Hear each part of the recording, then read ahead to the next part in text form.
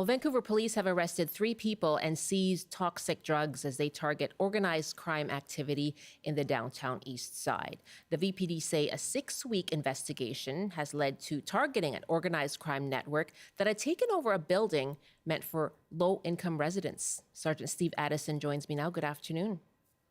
Good afternoon. Thanks for having me. Thank you for joining us. What more can you tell us about these arrests? So we've made a lot of progress in the downtown east side over the last number of months, but it's still an area that's very challenging to police, an area that's very challenging for people to live in.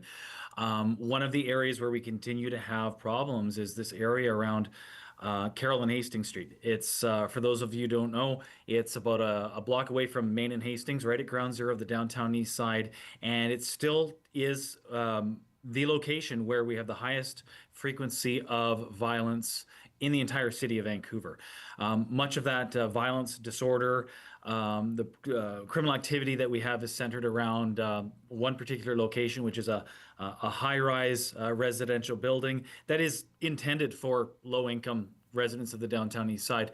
Our investigation found that a number of suites inside that building had been rented out and were being used by an organized criminal network that was using that building, the suites, an adjacent pub to engage in criminal activity that was making the community unsafe, trafficking drugs, trafficking weapons, trafficking stolen property in and out. So over the course of 6 weeks, we gathered the evidence that we needed, executed multiple search warrants, 7 search warrants in total at various locations throughout the city, and that led to the arrest of 3 men in their 50s. None of them live in the downtown east side.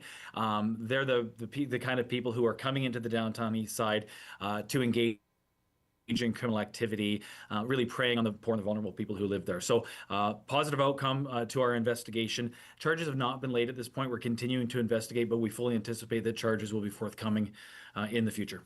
This building that was meant for low-income residents, is it something like an SRO? Yeah, it's we would typically call it an SRO or a rooming house. It's a privately run, about a 10-story building that does provide low-income housing. And when I say low-income, we're talking about rents that are, range from $400 a month to $1,000 a month. So in the city of Vancouver, that truly is some of the last or most affordable housing intended for people who rightfully live in the downtown east side, people whose life circumstances have brought them there, who are just trying to get by, who otherwise would be unhoused. And here we have a number of suites inside this hotel that were being used for criminal activity by men who don't even live in the neighborhood and are only there to commit crime and to profit off of the vulnerability and the misery of the people who do live there, the rightful residents of the neighborhood. How would they have been able to take over those units?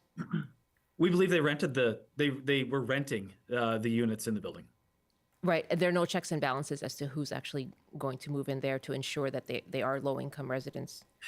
That's more of a question for the people who are in charge of housing in the neighborhood. Our responsibility and our mandate is to investigate criminal activity, and in this case, we in response to community concerns about criminal activity in that building and in that block, the evidence that we gathered led us to these men who we believe were part of a criminal network. And although it is not uncommon in the downtown east side for criminal networks to actually take over rooms. We call them room takeovers of people who rightfully and lawfully live in buildings. In this case, it appears that those rooms were being rented by the individuals who are responsible for running this criminal network. And what more can you tell us about the impact of organized crime, the ongoing presence of organized crime in the downtown east side? Well, everybody knows downtown east side is an extremely challenging neighborhood.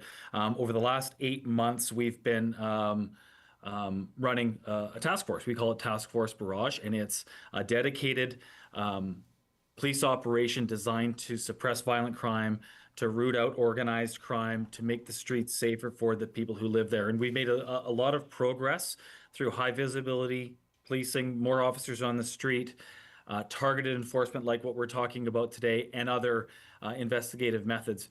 We've succeeded in driving down by double digits violent crime. Robberies are down by 44%. Serious assaults are down significantly throughout the neighborhood. But this example goes to show that even though we've made a lot of progress, there's still deeply rooted criminal behavior in that neighborhood. And while we've made a lot of progress, there's still a lot of work to do. And these are organized criminals who come into the neighborhood, criminal networks who don't live in the neighborhood, but come in to take advantage of the people who are the rightful residents there, people whose life circumstances have brought them there. And that's our primary objective in all of the work that we do in the downtown east side.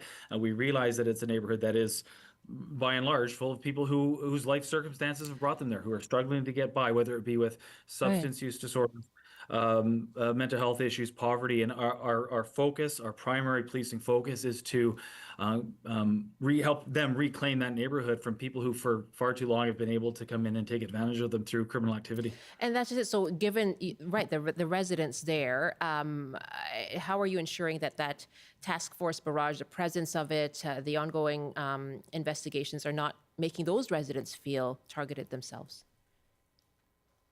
Well, by what we're talking about today. We've just engaged in a 6-week investigation into a criminal network that was operating in a low-income housing building in the downtown east side. Pardon me, I mean by the police presence. Sorry? Pardon me, I mean targeted by the police presence to ensure that they feel safe even with increased police presence. Well, people tell us they feel safe. We're part of that neighborhood. We're there, and we've had a tremendous response from the community, from people who live in the community, who say they support us there, who say they've seen a significant difference in the neighborhood, and who appreciate the work that we do.